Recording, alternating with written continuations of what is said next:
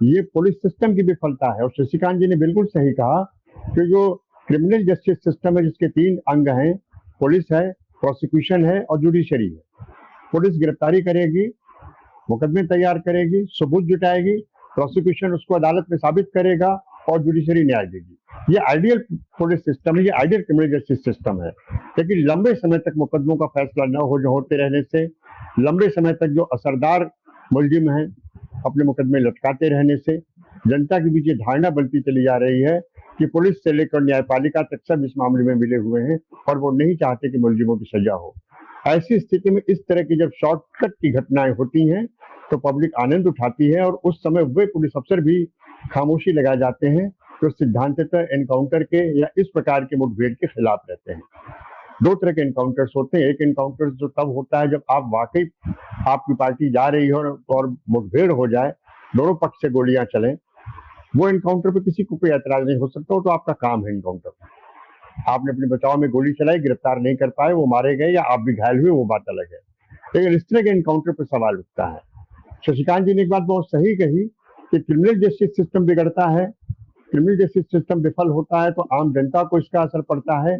Police के बारे में ये कह दूं कि अगर एनकाउंटर फर्जी है, उसकी जांच होती है, तो उस जांच में आसमानी न्याय कहने वाला कोई मंत्री नहीं फंसेगा।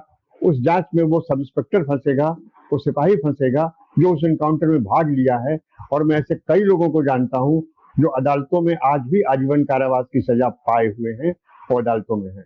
मैं अपने एक ऐसे मित्र को जानता हूं जो मेरे साथ ही 1 साल सीनियर थे, डीएसपी थे, मात्र 3 साल की नौकरी में उन्हें सुप्रीम कोर्ट से सजा मिली और जेल में ही वो मर गए। तो ऐसी स्थिति में आप किसके लिए कर रहे हैं? तो मेरा ये कहना है कि कानून को कानून की तरह से लागू किया जाना चाहिए।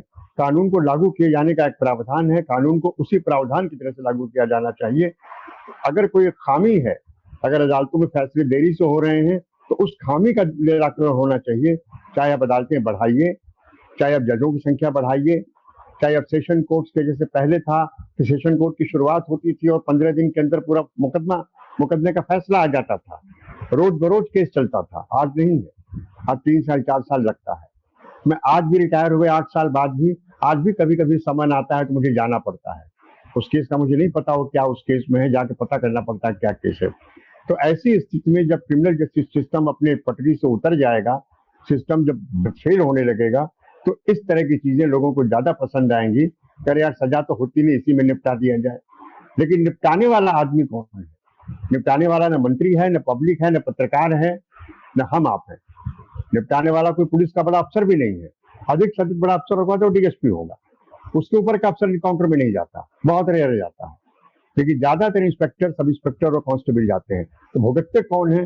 भुगतते यही है। और जब ये फंसते हैं तो आसमानी न्याय कहने वाला कोई मंत्री इनके साथ खड़ा नहीं होता, कोई अफसर जो इनको इनाम दिए रहता है, इनकी पीठ ठोकता है, वो खड़ा नहीं होता है। वो अपना मुकदमा खुद झेलते हैं, अपने पैसे से झेलते हैं और अपनी सजा पाते हैं।